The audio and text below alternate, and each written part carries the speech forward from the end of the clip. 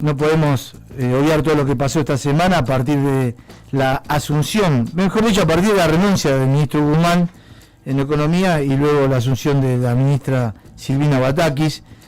Y bueno, para conocer un poquito o tener una mirada técnica y profesional, estamos en contacto con el licenciado Víctor Becker, que es economista y director del Centro de Estudios de la Nueva Economía de la Universidad de Belgrano. Víctor, buenas tardes. Darío Ríos le saluda. ¿Cómo le va? Buenas tardes, gusto de saludarte. Bueno, igualmente. Bueno, un poquito, hay tantos temas, ¿no?, en economía, pero uno tiene que tratar de sintetizar, ¿no? Pero, ¿cuál es su análisis de esta renuncia de Guzmán y la asunción de la nueva ministra designada? Bueno, evidentemente estamos asistiendo a un final de ciclo. Lo hemos vivido quienes tenemos canas, ya lo hemos vivido en otras ocasiones. El final de Isabelita, el final de la Rúa, para mencionar dos casos, y estamos más o menos recorriendo esta película que creo ya la hemos visto.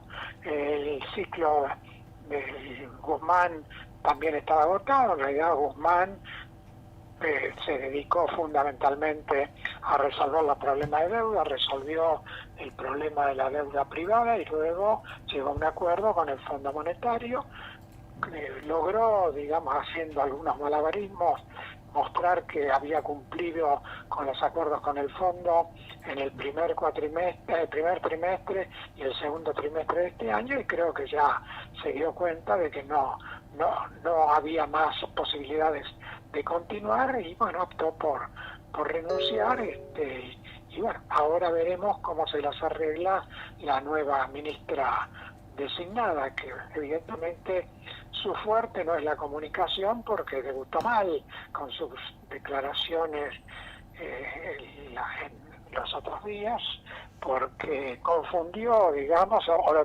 traicionó el inconsciente, porque acá nadie está discutiendo el derecho a viajar. Acá lo que se está discutiendo es el derecho a usar la reserva del Banco Central. Ahora, convertir en la discusión de un tema de usar divisas para viajar, convertirlo en el tema del derecho a viajar, que es un derecho asegurado en la Constitución, bueno, demuestra que efectivamente, como decía hace un momento, la comunicación no es su fuerte. Esperemos que la economía sí lo sea, porque va a demandar un enorme esfuerzo. O sea, la primera cuestión es cómo hace para cumplir los acuerdos pactados con el Fondo Monetario. Claro. Como decía hace un momento, bueno, primer y segundo trimestre de este año, con forceps más o menos los números se acomodaron, y Argentina puede decir que cumplió, y el fondo seguramente va a aprobar también, así como aprobó las metas del primer trimestre, va a aprobar también la del segundo trimestre. Lo que está en duda es qué va a pasar en el segundo semestre, y ahí se abren dos posibilidades. En agosto viene la misión del fondo. Ahí la ministra tiene dos posibilidades: o dice que va a tratar de cumplir los acuerdos, o replantea las metas y rediscute el tema del acuerdo. Las fuentes cercanas a la ministra dicen que no, que va a elegir el rumbo de decir que cumple, y en todo caso, cuando llegue fin de año y no haya cumplido, bueno, pedirá un waiver, o sea, un perdón, que es normalmente lo que se hace cuando un país incumple un acuerdo con el fondo. La otra tarea que le cabe es cómo sigue el tema de las tarifas. O sea, acá estamos todavía dando vuelta con el tema de los aumentos tarifarios, que es precisamente uno de los acuerdos convenidos con el fondo.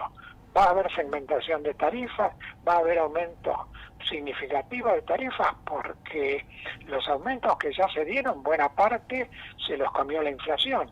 O sea que si el fondo mira cuál ha sido la variación de tarifas en términos reales, o sea, descontándole la inflación, bueno, se va a encontrar con que todavía el ajuste de tarifas, lamentablemente para nuestros bolsillos, no se ha producido. Y por lo tanto, otra tarea, por eso digo importante, que va a tener que abordar la ministra, es los ajustes tarifarios y en qué medida se ajustan o no a lo que se acordó con el fondo. Sí, sí, los dos temas, digamos, es difícil entender el acuerdo tarifario de la segmentación, que si se estableció como una política de Estado se vaya a modificar, ¿no? No es muy serio, digamos. Bueno, digamos, eso es lo que la lógica indicaría. Ahora, como la ministra acaba de asumir, bueno, ella puede, digamos, ver qué estrategia sigue, habida cuenta de que hay fuertes sectores de la coalición gobernante que piden un plan Platita 2. Claro. El plan Platita 2 justamente se da de patadas con el ajuste tarifario. Entonces, ahí también, es decir, tenemos una de las cuestiones. Concretamente, digamos, hasta ahora la ministra prácticamente no tomó ninguna medida y escasamente pudo anunciar la integración de su equipo. Vamos a ver en el curso de esta semana qué anuncios se realizan. El otro tema que está ahí planteado es lo que aparentemente sería la conversión de los planes sociales en un ingreso básico universal. Ingreso y no salario, porque salario es una contraprestación por el trabajo. Acá lo que se está hablando es de un ingreso para precisamente los sectores que no tienen trabajo. Bueno, esta es una cuestión a ver si los números dan. O sea, si la conversión de los planes sociales en un ingreso básico no agrega nuevos gastos al erario público. Sí, es una tarea que está pendiente. Claro, pero es muy difícil que si se establece un salario básico, es muy difícil que haya gente buscando trabajo, me parece, ¿no?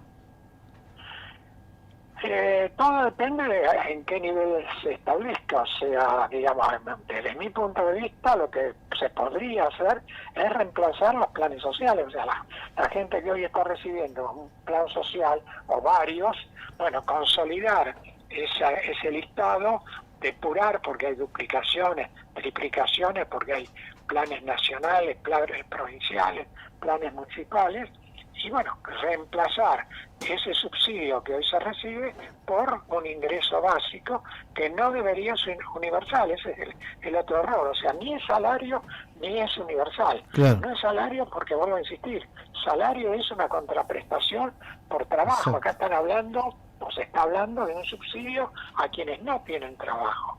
Y por esa misma razón tampoco sería universal, porque abarcaría exclusivamente a los que no tienen trabajo, básicamente. Entonces, tampoco es universal. Esta, digamos, es otra de las cuestiones que, bueno, que están puestas sobre la mesa y que tendrá que dar respuesta la flamante ministra. Y la otra gran cuestión, obviamente, la madre de todos los problemas es la inflación. ¿Qué va a hacer con respecto a la inflación? Por ahora lo único que ha trascendido es que se va a seguir con precios cuidados o cortes cuidados, sí. Pero esto es, digamos, no es atacar la inflación, esto en todo caso son paliativos para salir del paso, pero sigue faltando en la Argentina un plan integral antiinflacionario y sin eso la inflación sigue su rumbo y bueno, en este momento, digamos, los optimistas piensan que podemos llegar a fin de año con una inflación del 80% y los pesimistas pensamos que puede estar más cerca del 100%. Víctor, lo saluda Gabriel Ríos Malán. ¿Qué tal? Quería consultarlo. El presidente del Banco Central, Miguel Pelle, habló de que a partir de agosto la falta de dólares se revertiría porque se dejaría de importar tanta energía. ¿Esto es así? Bueno, primero que hay que ver, digamos, por qué razón se va a dejar de importar energía. Supongo que es lo que está calculando es que se superado, digamos, el invierno y las bajas temperaturas, va a haber menor demanda de energía. Puede ser un factor, pero no sé si eso alcanza para mover el amperímetro. Pero sí es cierto que a partir de agosto desaparece buena parte de las exportaciones tradicionales.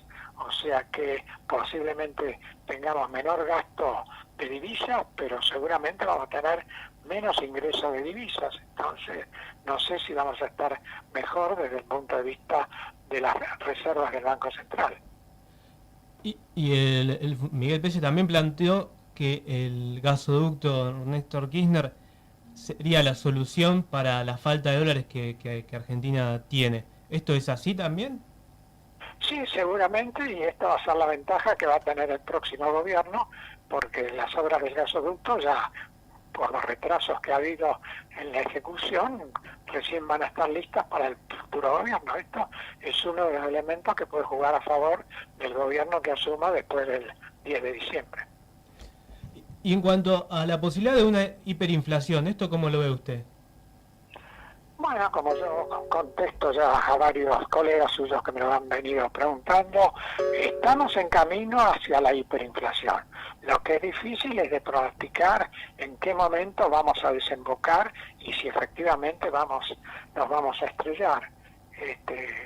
Digamos, nosotros hemos pasado, hay que recordar, porque la gente se olvida, en el año 2003 la inflación anual era del 3%, o sea, ni siquiera, es menor incluso a la inflación mensual que tenemos ahora.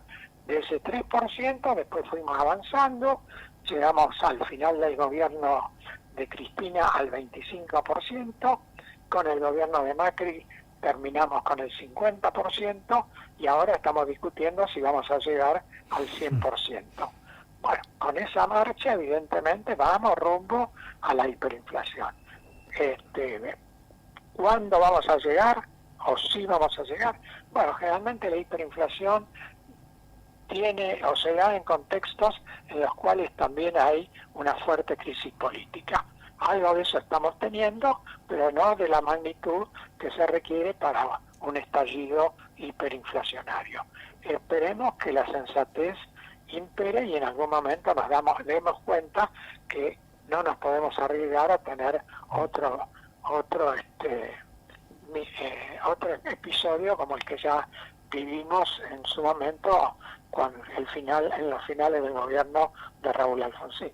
Claro. ¿Y qué medidas le parece a usted, o quizás analizan dentro del Centro de Estudios de la Nueva Economía de la Universidad de Belgrano, qué medidas habría que adoptar en el medio de esta tormenta?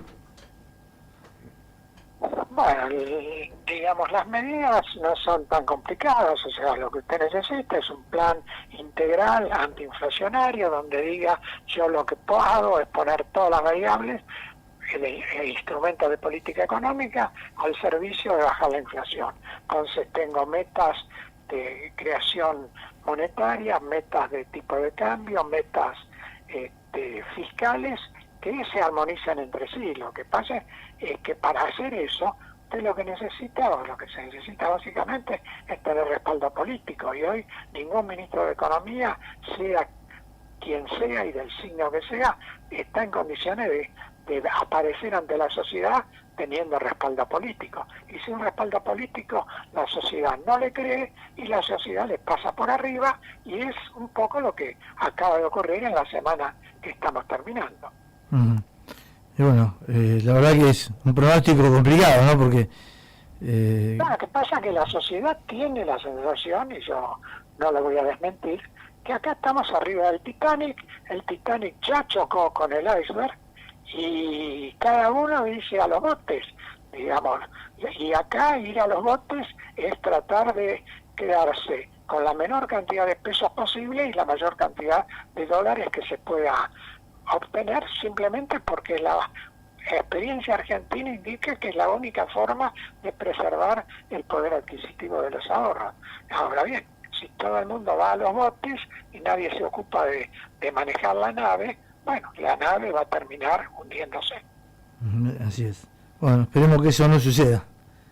Esperemos que no.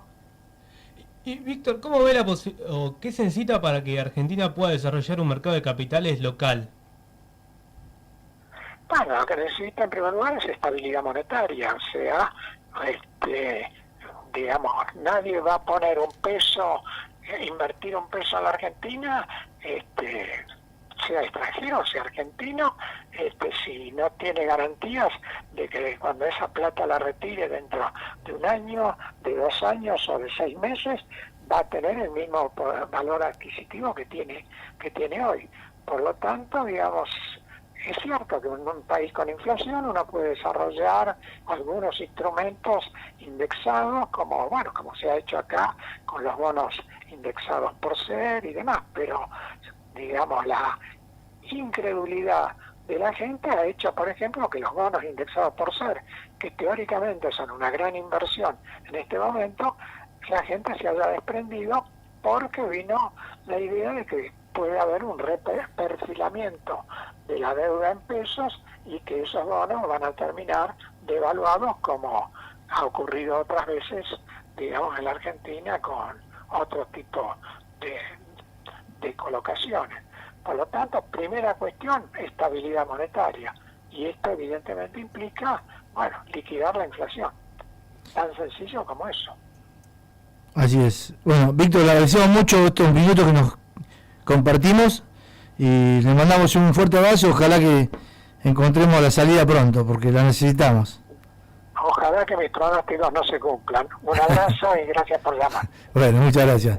Acabamos de dialogar con el licenciado en Economía Víctor Becker, director del Centro de Estudios de la Nueva Economía de la Universidad de Belgrano.